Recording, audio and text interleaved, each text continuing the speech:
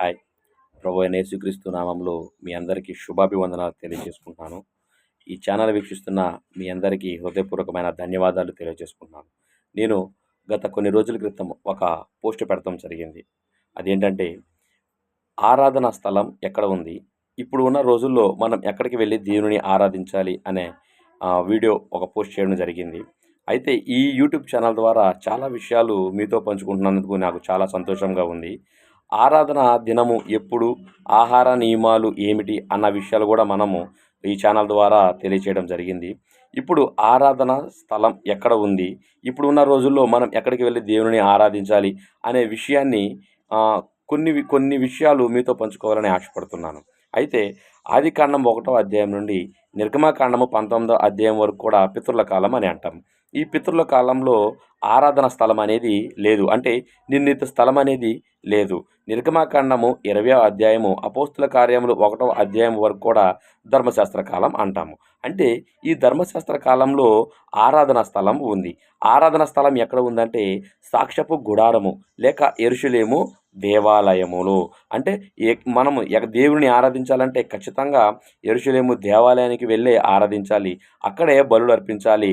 అక్కడే నైవేద్యాలు కూడా అర్పించాలి. అయితే ద్వితీయోపదేశ కాండము 12వ అధ్యాయము 18వ వచనం కనుక మనం ఒకసారి చూసినట్లయితే, నీ దేవుడని యెహోవా ఏర్పరచుకొను స్థలముననే నీవు, నీ కుమారుడు, నీ కుమార్తె, నీ దాసుడు, నీ దాసి, నీ ఇంట నుండి లేవీయులు కలుసుకొని నీ దేవుడైన యెహోవా సన్నిధిని తిని నీవు చేయు ప్రయత్నములన్నిటిలో నీ దేవుడైన యెహోవా సన్నిధిని సంతోషించుదువు. అంటే ఇది ఎవరు ఏర్పరిచారు ఆరాధన స్థలము అంటే దేవుడు. అంటే దేవుడు ఏర్పరిచిన స్థలమే యెరూషలేము దేవాలయము. అంటే మనము మా ధర్మశాస్త్ర కాలంలో దేవుని ఎక్కడ ఆరాధించాలి? యెరూషలేము దేవాలయానికి వెళ్ళి ఆరాధించాలి. అపోస్తుల కార్యములు 2వ అధ్యాయము, ప్రకటన గ్రంథం 22వ అధ్యాయం వరకు కూడా క్రొత్త నిబంధన కాలం అని మనకు తెలుసు.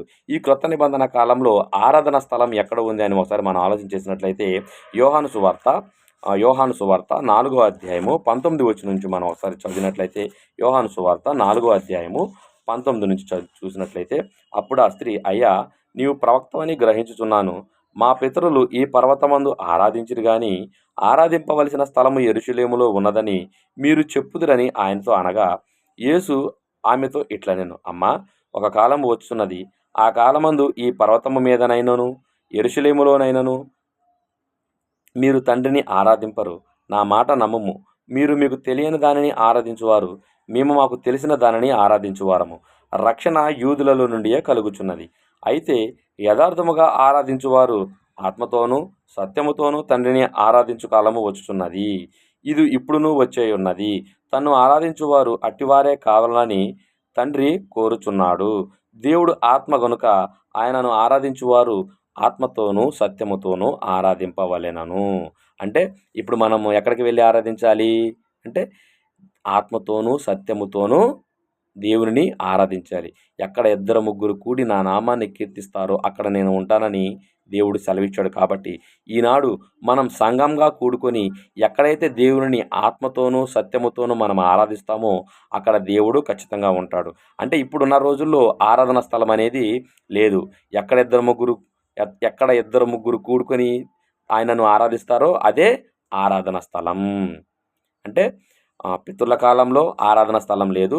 ధర్మశాస్త్ర కాలంలో యెరూషలేము దేవాలయంకి వెళ్ళి ఆరాధించేవారు. కొత్త నిబంధన కాలంలో ఆత్మతోనూ సత్యముతోనూ ఆయనను ఆరాధించాలి. కొత్త నిబంధన కాలంలో కూడా ఆరాధన స్థలం అనేది లేదు. ఈ విషయాలు మీతో పంచుకున్నందుకు నాకు చాలా సంతోషంగా ఉంది. విన్నా మీకు కూడా హృదయపూర్వకమైన వందనాలు తెలియజేసుకుంటున్నాను. Thank you.